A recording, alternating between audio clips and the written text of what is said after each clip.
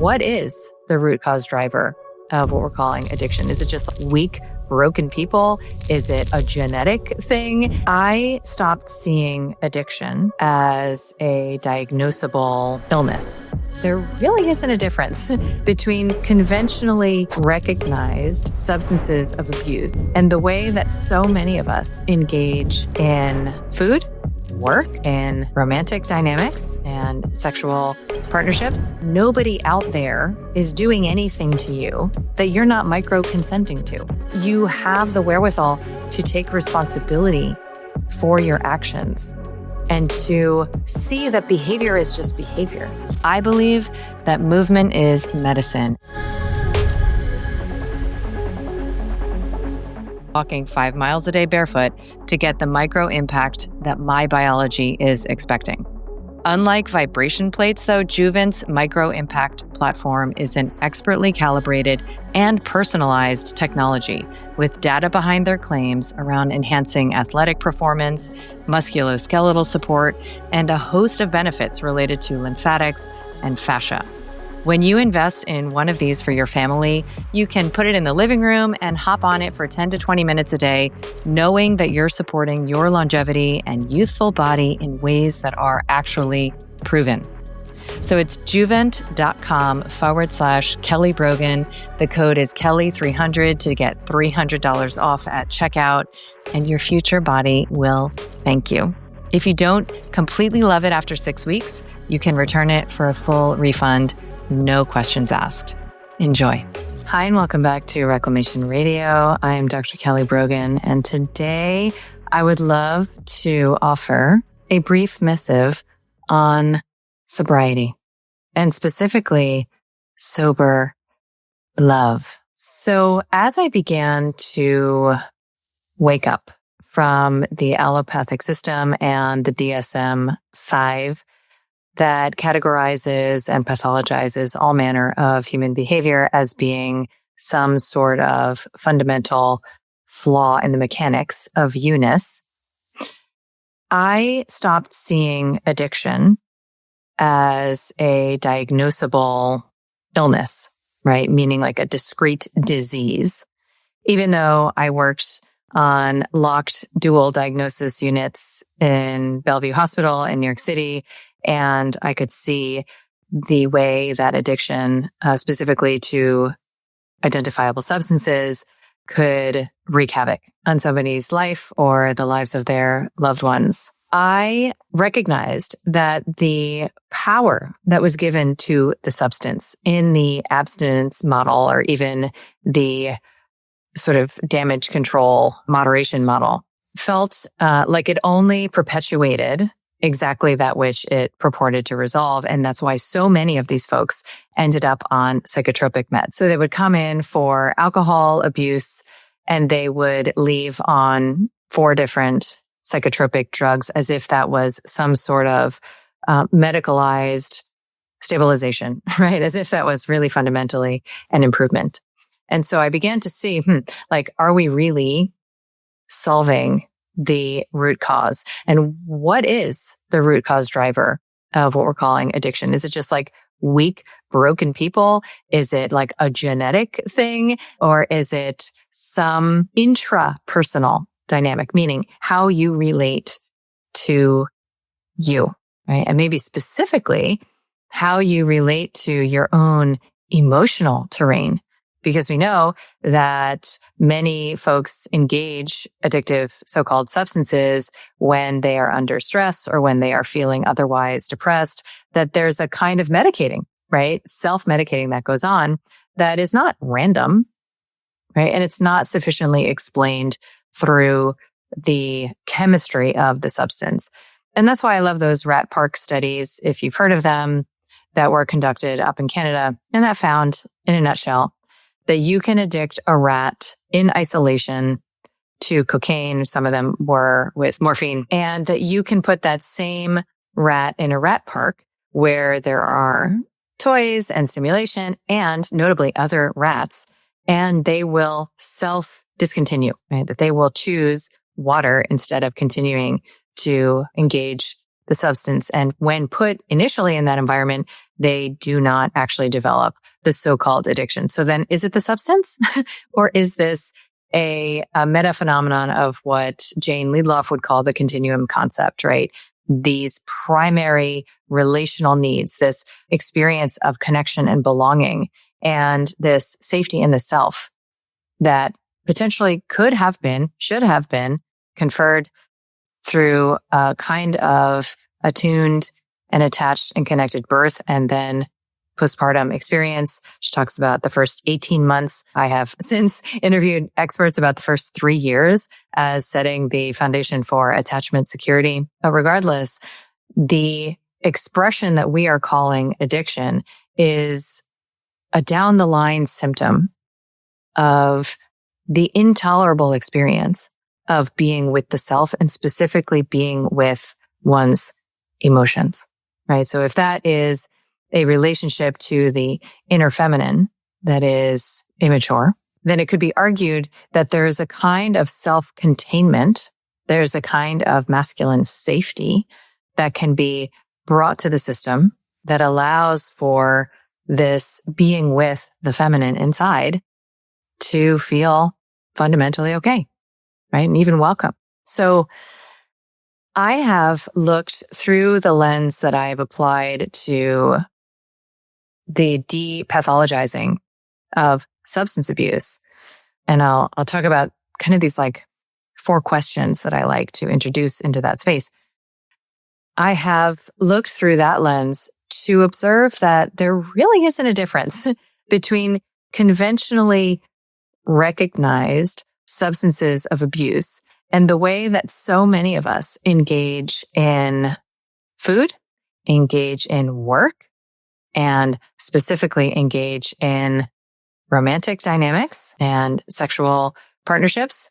And then maybe even the way that some of us engage in conflict, tension, discord, and drama.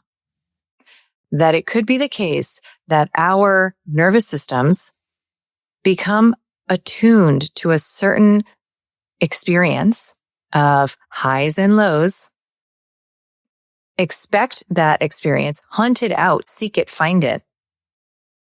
And that the antithesis of that, which might look like ease, harmony, spaciousness, stability, is actually so fundamentally unfamiliar such that that system does not have the capacity to orient towards that as welcome, as safe, as even wanted. So these dynamics, if we focus on how they show up in our relationships, right?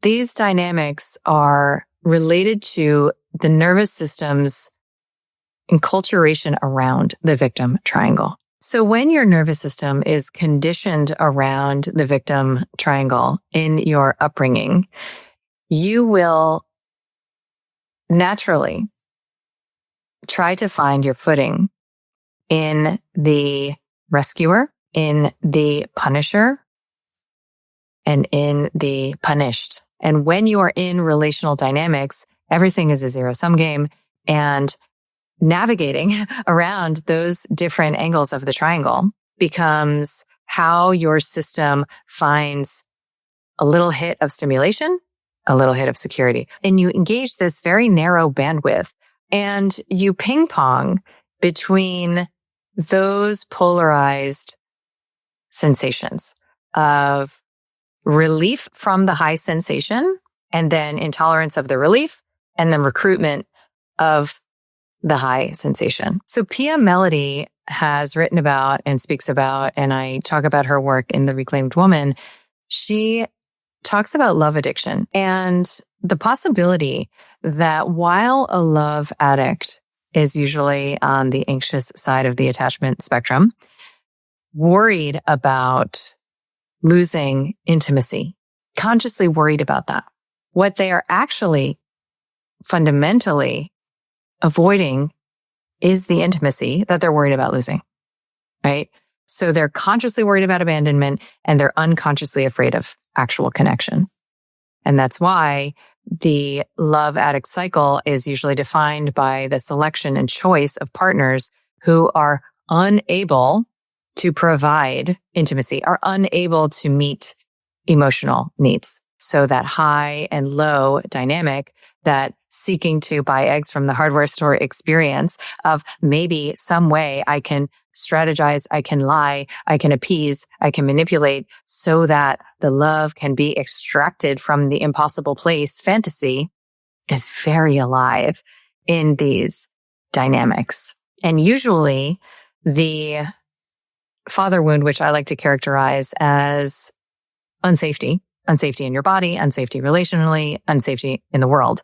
Usually that father wound is specifically matched to a man who has unsafety in his own system, right? So just as your father in this case could not contain his own system well enough to possibly offer that containment to you or your mom or your siblings, this man is similarly incapable, and yet you seek to secure it from this place. And so this is one of the reasons that I found an initiation of your inner masculine, where you show up for yourself in a radical way, confer safety to your system, engage in the choice, the commitment, the follow through, the integrity of word, the self-discipline of something like, the version of this that I offer, which is called Vital, where you engage in a protocol that sends your system the signal that somebody's home, right? Maybe that is part of why you are better able to offer containment to yourself, right? So that you can hold your upset and you can begin to expand beyond that ping-ponging experience of the, trauma drama sensation game. When you offer this safety to your system, you reclaim what psychobiologists call neuroception so that you can begin to interact with the reality in front of you with more sobriety. So the example that I like to use is, let's say you just watch like a super scary movie and then you go to bed and you wake up to pee and you see something in the corner and it looks like an intruder. Your entire system is going to react. You can't possibly register that it's just a pile of clothes on a chair because you have been programmed to experience, anticipate, and even perceive unsafety in your environment where it doesn't exist. And then you read your inner environment to confirm and affirm that unsafety, and it feeds forward into your behavior. But when you reclaim neuroception, you can see more clearly what's actually in front of you, and you don't take the bait of vilifying, right? AKA experiencing unsafety where it's not there, or aggrandizing, right?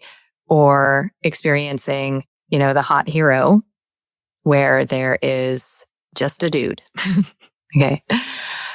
So when you're not projecting these vilified or idealized dimensions of your own parents onto whatever is in front of you, you can see more clearly what's there and you can make decisions accordingly. You can also feel your inner terrain and what I like to refer to as the little no. The little no is the ick that you feel on the first date that you ignore. It's the typos in the email from somebody you're about to hire, right? It's the feeling in your gut that you get when you are dropping your daughter off at a play date. It's just not right, and you ignore it because there doesn't seem to be any evidence to support it, because you can't find a ready solution if you were to actually act on it. And you don't have the nervous system capacity to simply insert a pause and to rest into the uncertainty of not knowing what to do, even though you know that this is not the thing. So if you've followed my work for a while, you know how seriously I take ingredient integrity. And that's why I am so excited to partner with Equip. because their prime protein is unlike anything else on the market.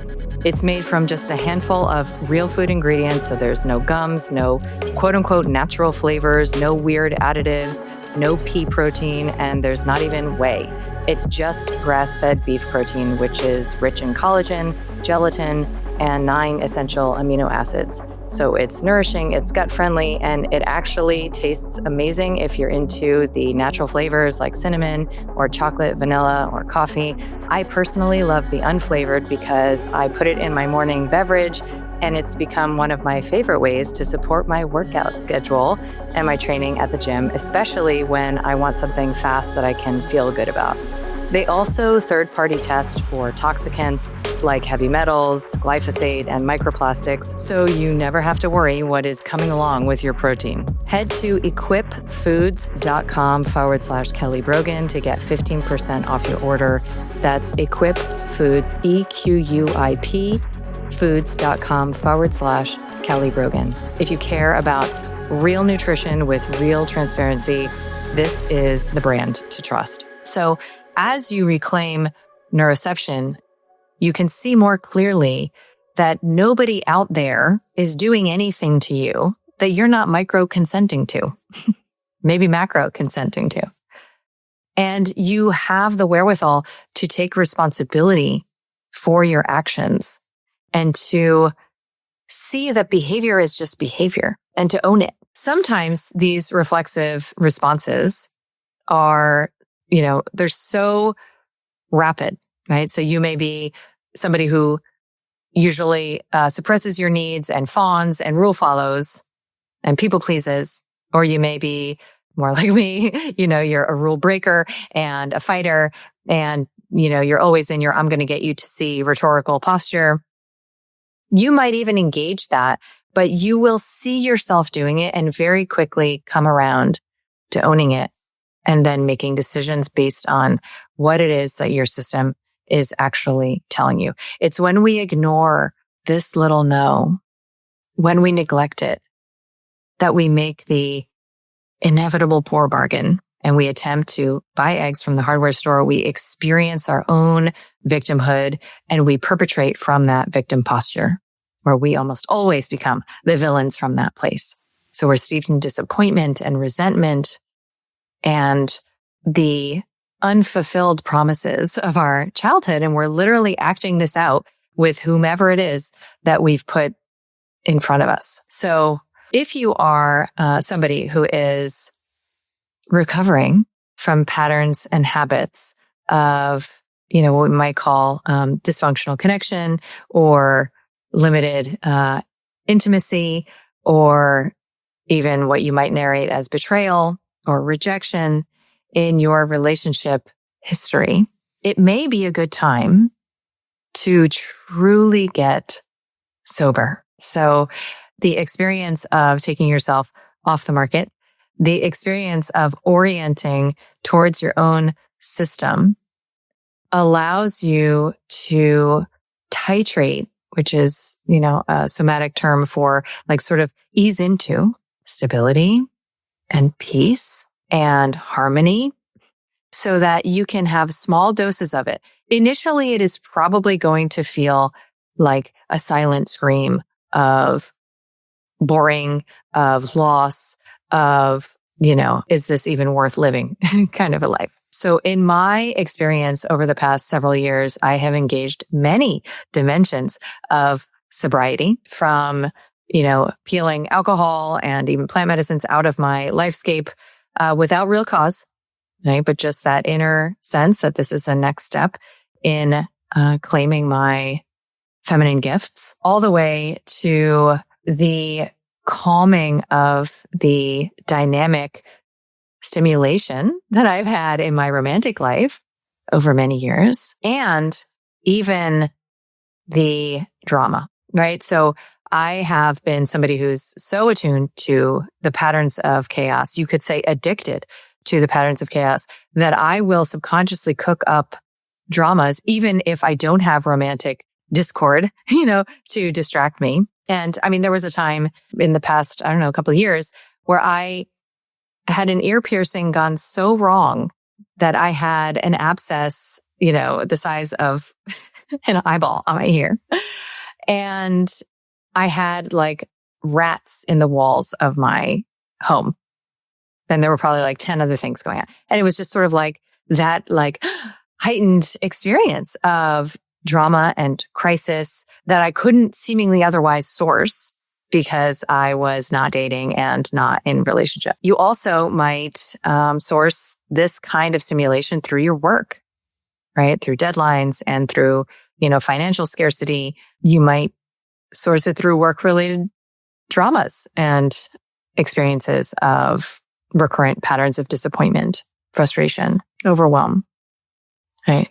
So the many, many, many faces of addiction all seem to stimulate and arouse the system in the escape from numbness and boredom, or the quieting of the overwhelm and stress. So that toggle runs through all of these different dimensions. So there are a couple of prompts that I have offered when I've talked to folks about their relationship to certain more identifiably addictive substances, right? Like including, some of you may know, I went off my smartphone for 2.5 years during the pandemic. And it wasn't so much related to kind of track and trace concerns as it was related to my addiction, to the work that I was doing through that gadget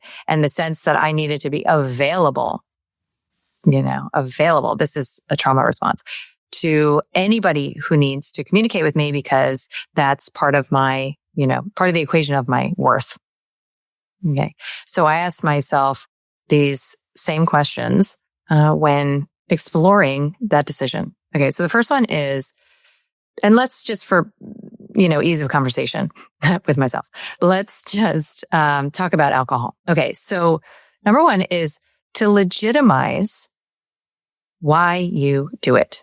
So if we are on a radical quest to know ourselves and to take ourselves in every form that presents, then there cannot be any that is rejected. There cannot be any that is excluded from the system of you. Okay. So the part of you that believes that it is a fantastic idea. So the devil on your shoulder that says, yes, have the drink, have the second drink, third drink, fourth drink. Okay. Has a very legitimate reason for encouraging that. Okay. So let's celebrate it, right? Like, why does it work? What are you getting out of it? What needs are being met? Now, remember, you can ask this also about your relationship drama. Why are you with the man who you characterize as abusive? Why are you in the same dynamic again, that you've been in 5 times before? Why did you stay instead of go? Why were you there until it was time to leave, right? Legitimize why you're doing it or why you did it. Then the second one is to legitimize the substance. Okay. So dynamically, the substance can be, right? Like a man, right? Or it can be, alcohol or some other material form of recognizable abuse. Right? So you legitimize it. If it's in the drama field, you can legitimize whatever it is that happened. So it's the object, right? You legitimize this and you see that it has both good and bad, that it's a mixed object, that it's not all bad. And then the third is to seek to want something that it can't give you. What would that be? If you had to find something that this substance or person or behavior or experience can't possibly afford you, like that's just not for sale here, what might that be? That's how you find the fourth prompt, which is what is on the other side of quitting, right? What does quitting actually bring you? What is the upside of moving beyond this? It cannot just be that you're not doing it anymore, right? That you're out of that relationship. There is something that you will never deal with again. There is something that you get to have when you move into the realm of sobriety. And whatever that thing is, it might just be too hot for your system to handle until your system is actually ready to handle it. So as I said, a big part of what I have experienced in these past couple of years is an engagement of sobriety that has been in service of attuning my system to the exhale, to the spaciousness. It's felt a bit like a cocoon.